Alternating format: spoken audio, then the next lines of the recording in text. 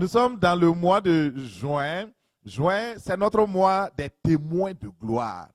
Alléluia. Alléluia. Merci Seigneur. Quand le Seigneur m'a inspiré ce thème, je me demandais qu'est-ce que je vais vraiment prêcher. Est-ce que dans la parole, il y a même, j'ai cherché, je n'ai pas vu témoin de gloire, mais j'ai vu témoin. Mais par le Saint-Esprit, il m'a amené à comprendre qu'il y a plusieurs types de témoins. Dans le monde, quand vous avez des témoins qui, par exemple, en cours, vous avez une situation, c'est arrivé, vous allez à la justice, on cherche des témoins. Il y a des témoins qui vont venir témoigner en faveur de l'accusé. Il y a des témoins qui vont venir témoigner en défaveur de l'accusé pour le condamner. Donc, ça veut dire qu'il y a plusieurs témoins. Il y a des témoins aussi, ils ont tout vu, toute la scène, mais ils font comme ça. Ils ne vont jamais témoigner. Et le Seigneur m'a dit, dans l'église, il y a toutes ces sortes de témoins-là. Il y a des témoins contre Christ qui sont dans les églises. Il y a des témoins pour Christ qui sont zélés pour l'évangile et qui prêchent l'évangile. Il y a des témoins qui ont fermé leur bouche et qui refusent de parler. Mais il me dit, par-dessus tous ces témoins, il y a des témoins qui ont vu ma gloire, qui sont capables de manifester ma gloire et de témoigner de qui je suis, de montrer ma gloire aux autres. Il dit, ce type de témoin, c'est ce que vous devez être. Alléluia. Gloire à Dieu.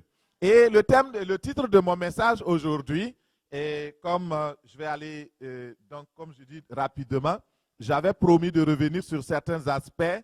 Et le thème de mon message aujourd'hui, ceux qui ont vu la gloire de Dieu. Ceux et celles qui ont vu la gloire de Dieu. Donc, le témoin, c'est celui qui a vu la gloire du Christ. Rectifiez votre titre, c'est ceux qui ont vu la gloire du Christ. Ceux qui ont vu la gloire du Christ. Le témoin, c'est celui qui a vu la gloire du Christ et qui est capable de témoigner, de parler de cette gloire-là. Et c'est vraiment important. Et une nuit, j'étais couché et j'ai été transporté dans une vision nocturne, dans le sommeil. Et on peut l'appeler un songe. Mais c'était tellement clair, plus clair que ce que je vous vois. C'était tellement clair que même en parlant tout de suite, en parlant maintenant, c'est comme si la scène se passait et je peux vous retracer point par point ce qui s'est passé. Et là, on était dans une grande réunion, une assemblée où on adorait Dieu, on louait le Seigneur, tout était parfait, on était sur 2 étages. Et c'était une belle assemblée. Et entre-temps, je vois 2 personnes qui s'en viennent. Et j'ai reconnu, parce que les gens savaient louer, adorer, c'était vraiment, on était dans l'esprit. Et je vois 2 personnages qui s'en viennent. Et quand je les ai vus, j'ai reconnu rapidement que l'un qui était là, c'était le Seigneur Jésus. Et il était loin et je soupirais qu'il vienne. Je ne voulais pas courir de l'arène parce qu'il y avait beaucoup de monde. Je ne voulais pas courir pour aller le rejoindre. Je suis resté à ma place et il venait. Mais je sentais, je soupirais qu'il vienne, qu'il arrive vite. Puis, au même moment où je pensais, il a compris et c'est comme si ça s'était rapproché rapidement. Et c'est là,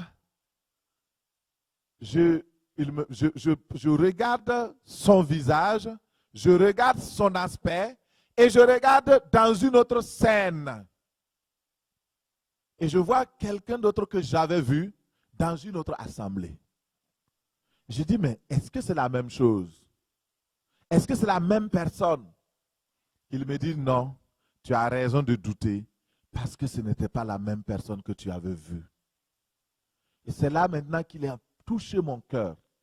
Il a commencé à me parler et à me dire, là, dans les derniers temps, il y aura des copies du Christ. Il y aura des copies de la gloire de Dieu. Il y aura des choses qui vont se faire tellement ça va être proche de la réalité que les gens vont courir. Mais il dit, fais attention, parce que la copie sera tellement conforme qu'elle va ressembler à l'original. Et ce jour-là, ce n'était pas cet aspect que je voulais raconter aujourd'hui, c'est l'aspect de la gloire de Dieu qui était là. C'est indescriptible. Et lorsque vous sortez de ces visions, vous savez que ce que vous croyez est vrai. Vous ne pouvez plus douter. Et vous pouvez parler avec assurance. Parce que vous n'avez plus entendu dire, mais vous avez vu. Comme Job qui pouvait dire, j'avais entendu parler de lui. J'avais entendu parler de Dieu. Mais maintenant mes yeux l'ont vu. Ce que nous entendons, c'est bien, mais ce que nous voyons, c'est mieux. Alléluia.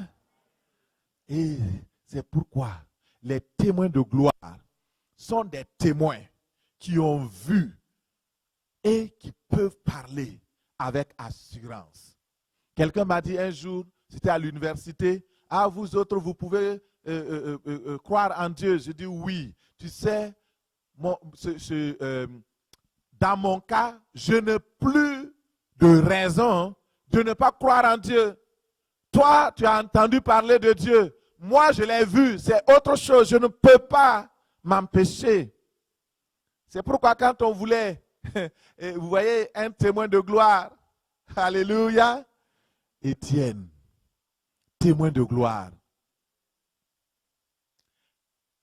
Quand il savait qu'il allait mourir, ils ont dit, on va te tuer. Il dit, oui. Il lève les yeux vers le ciel. Et le ciel s'ouvre. Il voit la gloire de Dieu. Il voit le Seigneur Jésus-Christ assis à la droite de Dieu le Père. Debout plutôt. Dans Actes. Il était debout. À la droite du Père. Il dit, waouh.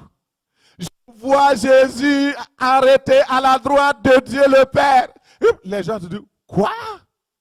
Il blasphème? Comment tu peux voir Dieu? Il dit, oui, je suis témoin de sa gloire. Je suis témoin de sa gloire. Et regardez le discours de Étienne dans Acte 7. Il commence par dire, le Dieu de gloire. Le Dieu de gloire. Et quand vous proclamez le Dieu de gloire va se révéler à vous. C'est pourquoi le Seigneur m'a dit, prêche l'évangile de la gloire.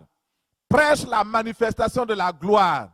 Ce que vous dites, ce que vous confessez, tôt ou tard, ça va vous arriver. En bien comme en mal. Si vous confessez la gloire, vous verrez la gloire. Au nom de Jésus. Et ce témoignage d'Étienne a changé. Il ne pouvait pas se taire. Il ne pouvait pas ne pas dire ce qu'il a vu. Il a vu la gloire. Ceux qui ont vu la gloire, mon frère, ma soeur, qu'est-ce qu'un témoin de gloire? Lisons dans 2 Pierre 1, versets 16 à 18. Il est écrit, ce n'est pas en effet en suivant les fables habilement conçues que nous vous avons fait connaître la puissance et l'avènement de notre Seigneur Jésus-Christ. Mais c'est comme ayant vu sa majesté de nos propres yeux. Car il a reçu de Dieu, le Père, honneur et gloire. Quand la gloire magnifique lui fit entendre une voix qui disait, « Celui-ci est mon Fils bien-aimé, en qui j'ai mis toute mon affection. » Et nous avons entendu cette voix venant du ciel lorsque nous étions avec lui sur la sainte montagne. Alléluia. Pierre fait partie de ceux qui ont vu la gloire du Christ et qui sont capables d'en parler avec assurance. Il est capable de manifester la puissance du Seigneur Jésus-Christ et capable d'annoncer avec assurance que le Christ est ressuscité, qu'il a vu la gloire de Dieu. Il dit: ce que je suis en train de vous dire, ce ne sont pas des fables, ce ne sont pas des histoires fabriquées, ce ne sont pas des histoires des religions païennes, c'est la vérité. Nous-mêmes, nous l'avons vu, nous avons contemplé sa gloire, nous avons contemplé sa personne et nous avons reconnu qu'il est véritablement celui qu'il dit qu'il est au nom de Jésus. Et parce qu'ils ont vu la grandeur de Jésus-Christ de leurs propres yeux, ils étaient capables d'en parler avec courage. Ils ont vu sa gloire, sa majesté, sa magnificence. Et le Père a parlé. Ils ont entendu cette parole-là. Écoutez très bien. La séduction satanique va être de plus en plus, je répète, la séduction satanique va être de plus en plus sophistiquée. Ça veut dire très, très, très, très fin.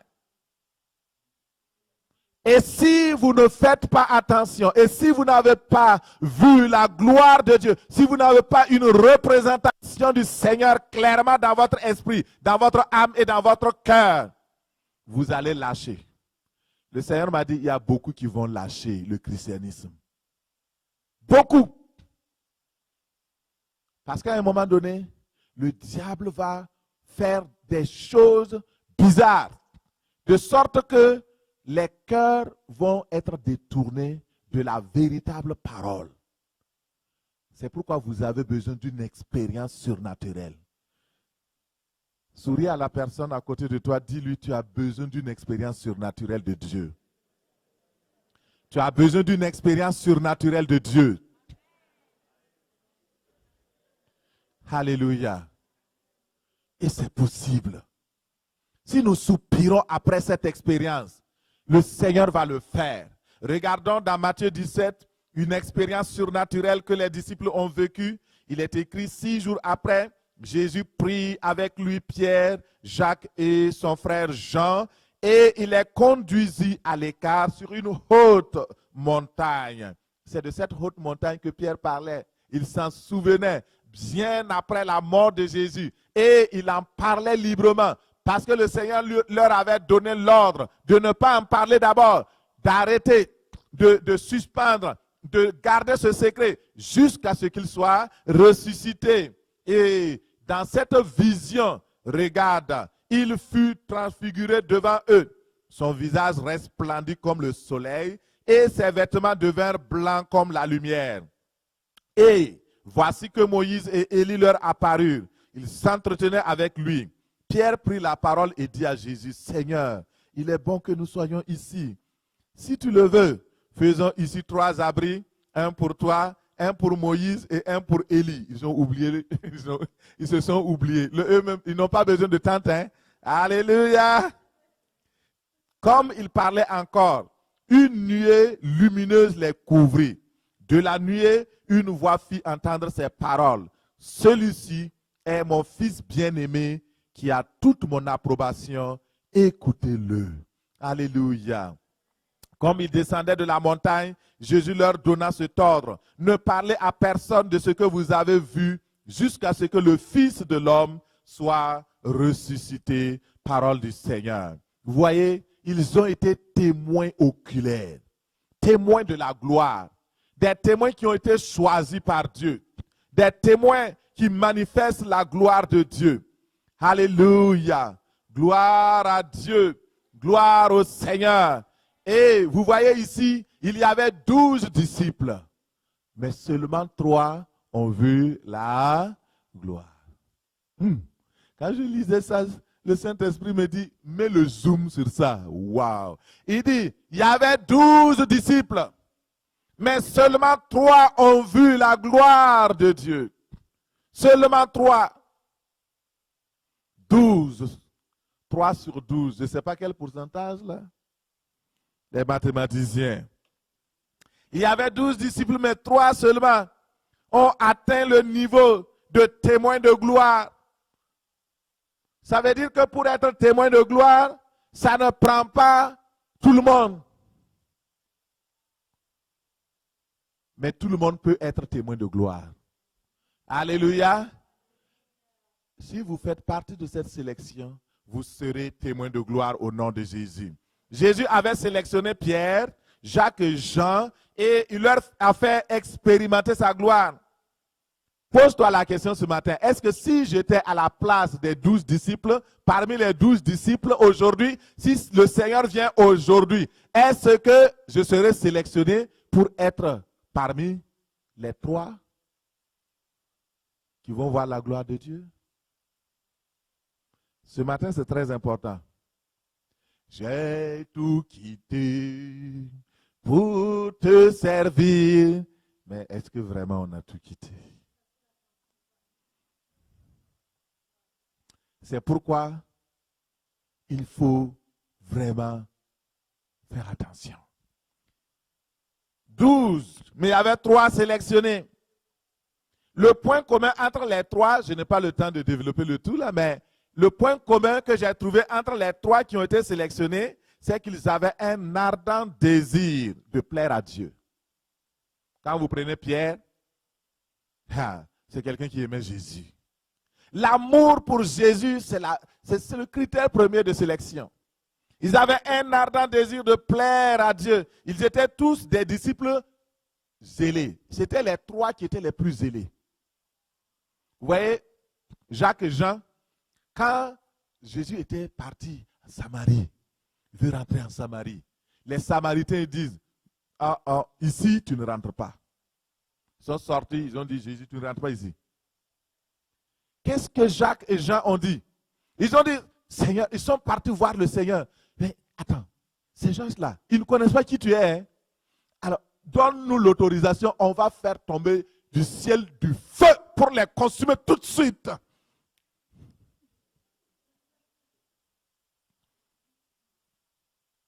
Il y a des gens qui ne sont pas capables de défendre Jésus. Mais ces gens-là, ils aimaient tellement leur maître qu'ils étaient prêts à faire descendre le feu sur les ennemis de leur maître. Vous croyez que quelqu'un comme ça, là, le Seigneur ne va pas le choisir? C'est vrai qu'il leur a reproché. Il dit non, vous ne savez pas ce que vous êtes en train, de quel esprit vous êtes animé. Le Fils de Dieu est venu pour sauver ceux qui sont perdus. Pour chercher et sauver ceux qui sont perdus. Mais, dans leur élan, dans leur désir, ils savaient défendre leur maître, oui ou non? La preuve, Jacques est mort décapité.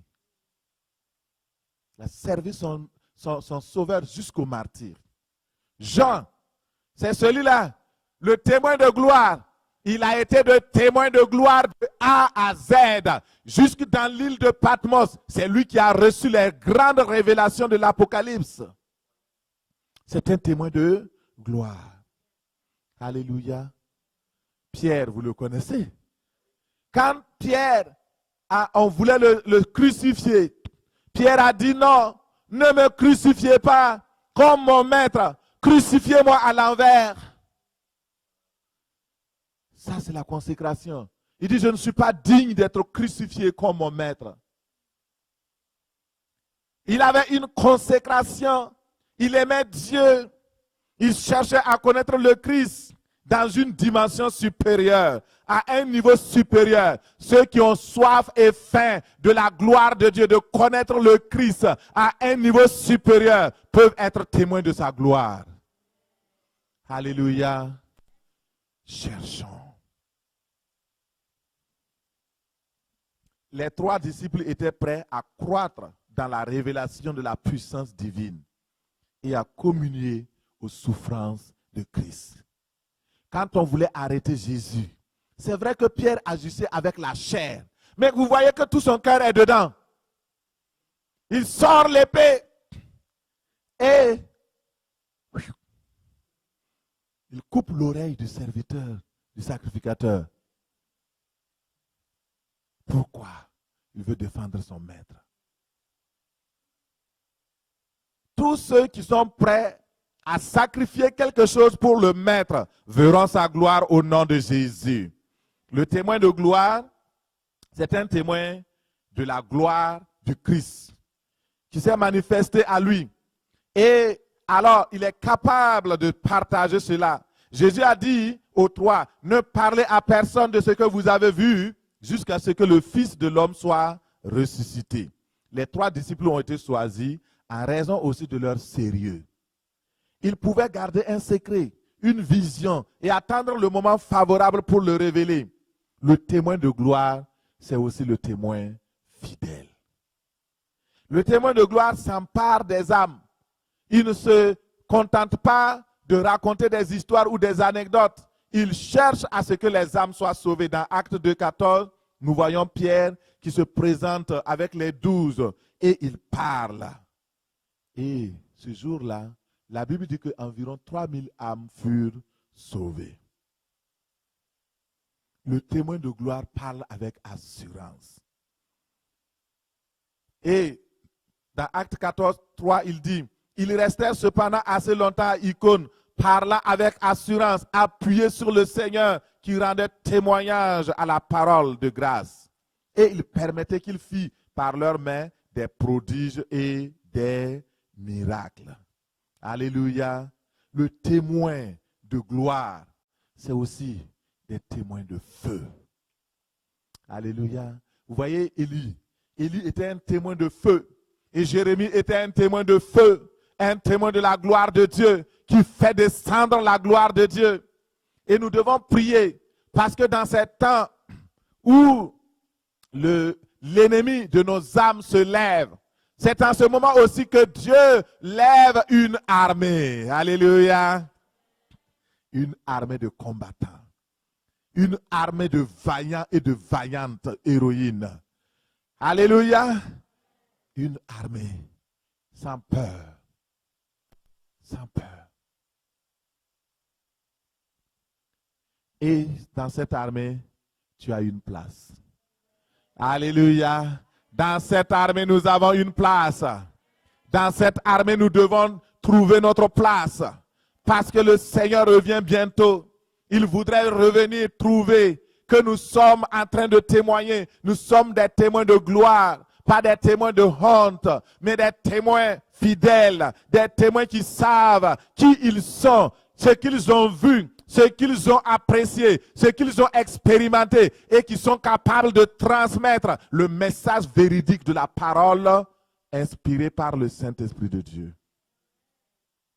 Dieu veut des témoins, mais pas n'importe quel témoin. Dans Jérémie 29, il dit, si je dis, je ne ferai plus mention de lui, je ne parlerai plus en son nom, il y a dans mon cœur comme un feu dévorant qui est renfermé dans mes os. Je m'efforce de le contenir et je ne le puis. Dans une autre version, il est écrit, si je dis à mon cœur, je ne parlerai plus de la part de Dieu, alors au fond de moi, il y a comme un feu qui me brûle. Je m'épuise à le maîtriser, mais je n'y parviens pas. Le Seigneur veut nous communiquer une force surnaturelle en nous comme un feu qui va être attisé, de sorte que chaque fois que nous voulons baisser la garde, le Seigneur nous relève. Il dit, non, ma fille, ne baisse pas les bras, ne te décourage pas, je suis avec toi. Parle, parce que j'ai beaucoup de peuple, j'ai un peuple nombreux à sauver. Parle et ne te tais pas. Tu veux te taire, tu ne veux plus parler de lui, mais le Seigneur te dit, parle. À l'université, j'ai des âmes à sauver. Parle. Dans ton service, j'ai des âmes à sauver. Parle. Dans la ville de Sherbrooke, il y a des hommes et des femmes à sauver. Parle et ne te tais pas. Parle et ne te tais pas. Malgré les embûches, parle. J'ai une très bonne nouvelle. Ce matin, il y a une de nos voisines d'en face. Elle habite juste la maison là. Elle m'a accroché. Elle a vu que donc je rentrais, j'ai mis la voiture. Elle est venue vers moi. Elle a couru, elle a traversé la rue Conseil. Et elle me pose la question, c'est quoi? C'est quel type d'église vous êtes? J'ai besoin de savoir c'est quoi vous faites. Parce que j'entends les chants et de bons chants. J'entends ce que vous chantez et je suis attiré. Je dis waouh, alléluia. Acclamons le Seigneur. Amen. Et je lui ai parlé. Je lui ai dit, tu es invité. Et je lui dis, c'est une église pour toutes les nations, pour toutes les nationalités, pour toutes les cultures. Je lui ai dit, il y a des Québécois, il y a des Africains, il y a des Haïtiens, il y a des Noirs, des jaunes, des rouges, tout ce que tu veux. Elle dit, oh, c'est ça que je voulais savoir. C'est ça que je voulais savoir. Est-ce que vous accueillez? Nous sommes une église multiculturelle. Nous ne pouvons pas être autre chose. Alléluia. Que vous venez de l'Amérique latine, que vous venez de Centrafrique, de l'Afrique, n'importe où, vous êtes tous des enfants de Dieu. Et ça, c'est primordial. Le Seigneur, ce qu'il regarde, c'est votre âme. Ce n'est pas votre provenance ou votre couleur. Ce qu'il regarde, est-ce que tu veux être un témoin de gloire pour son nom? Un témoin de Christ qui n'a pas peur. Un témoin de Christ capable d'aller porter la bonne nouvelle. C'est ça qui est important au cœur de Dieu. Le reste là, mon frère, ma soeur, laisse tomber. Alléluia. Alléluia. J'ai rencontré, si c'est la dernière histoire que je raconte, j'ai rencontré une personne à qui j'ai commencé à parler parce que notre sœur Myriam a été tellement éprouvée cette semaine et donc j'étais parti pour rester avec elle. Il y a une dame qui est descendue et qui posait beaucoup de questions et je voulais rapidement l'arrêter parce que je sais ce que c'est que beaucoup de questions. Et là, alors, j'ai dit qu'elle n'a pas à s'inquiéter parce que nous sommes des enfants de Dieu et nous croyons dans le Seigneur. Et à cause de cela, même ce qui est arrivé, ça ne nous fait pas peur. Et là, elle dit, moi aussi, je crois en Dieu. Je dis, ok, c'est bien. Et là, elle nous raconte son histoire. Elle a été touchée par la parole de Dieu en regardant la télévision dans les années, je ne sais pas combien, lorsque le pasteur Cabana prêchait à la télé. Il semble qu'il prêchait à la télé. Et quand il a prêché, il a dit qu'il y a une personne, que toi qui es là, tu écoutes la prédication, tu es devant ton écran, tu es devant la télévision, le Seigneur veut toucher ton cœur. Il veut que tu donnes ton cœur à lui. Elle a dit qu'il y a comme une force qui l'a propulsée vers la télé. Et elle s'est levée. Elle a donné sa vie à Jésus. Et le Saint-Esprit prend ça. Il me dit, tu vois, le projet de télévision que vous avez, que vous êtes en train de traîner là, il y a des âmes qui ont besoin de ça pour être sauvées. Alléluia. Et j'ai commencé à lui parler. Elle m'a dit, j'allais dans une église. Après, je suis resté à la maison, je ne parle plus dans une église. Je lui ai donné ma carte. Je dis, si tu veux continuer à progresser dans la foi, viens, nous allons ensemble. Elle me demande, est-ce que dans votre église, il y a aussi des Québécois ou bien vous êtes tous des Noirs? Alors, les Québécois qui sont dans l'église ici, là, vous avez un travail. Vous avez un devoir moral, un devoir spirituel de prêcher l'évangile pour que l'assemblée soit remplie plus de Québécois que d'autres nationalités. Alléluia. Donc, la balle est dans votre camp. Nous sommes là pour vous aider. Alléluia. Alléluia. Merci Seigneur. Nous sommes là pour vous aider. Nous sommes là pour le salut du Québec. Nous sommes là pour le salut du Canada. Nous avons laissé nos maisons. Nous avons laissé le confort. Si j'étais en Afrique, je vous dis la vérité, j'aurais un chauffeur. Ça, c'est le minimum. C'est le minimum, le strict minimum. J'aurais un chauffeur, un gardien, j'aurais 2 bornes et un boy. Ça, c'est le minimum. Parce qu'avec mon PhD en éducation, c'est pas le financement. Je vois mes collègues qui sont au pays. Ils ont bâti, ils ont construit, ils ont tout fait. Le respect, quand tu sors, c'est à quelqu'un qui va venir prendre ton sac. Vous voyez, non? Voilà. J'ai laissé tout cela pour être là. Si quelqu'un veut savoir ce que j'ai laissé, voilà ce que j'ai laissé. J'ai laissé tout ce confort pour servir le Seigneur. Je ne peux pas m'amuser. Je ne peux pas du tout m'amuser parce que j'ai un compte à rendre au boss. Alors, soyons ensemble les bras dans les bras, les mains dans les mains, serrons les coudes pour être des témoins de gloire. Nous allons voir la gloire de Dieu pour être capables de parler de cette gloire-là. Tenons-nous debout, frères et sœurs. Tenons-nous debout. Nous allons prier. Alléluia. Seigneur, fais-moi voir ta gloire. Seigneur, fais-moi voir ta gloire. Ta gloire, Seigneur. Ta gloire, Seigneur. Pour que je sois témoin. Seigneur, fais-moi voir ta gloire. Je reconnais que tu peux tout et que rien ne t'est impossible. Je reconnais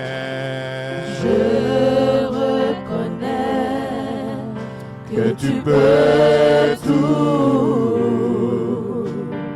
et que rien ne t'est impossible. Fais-moi voir ta gloire, Seigneur, fais-moi voir ta gloire. ta gloire, Seigneur, fais-moi voir ta gloire. Ta gloire, Seigneur. Ta gloire, Seigneur, nous voulons voir ta gloire. Seigneur, fais-moi voir ta gloire. Seigneur, merci pour ce temps d'exhortation. Ceux qui ont vu ta gloire peuvent la manifester. Ceux qui ont vu ta gloire peuvent en parler avec liberté et assurance. Ma prière pour ton peuple est que chacun de nous puisse voir ta gloire. Moïse a vu ta gloire, Seigneur. Sa vie a été transformée. Paul a vu ta gloire. Lorsque Ésaïe a vu ta gloire, il a vu les pans de ta robe qui remplissaient tout le temple. Il a vu les anges et les archanges. Sa vie a été transformée. Transforme nos vies ce matin et donne-nous de voir ta gloire, de contempler ta gloire. Au nom de Jésus, nous t'avons prié.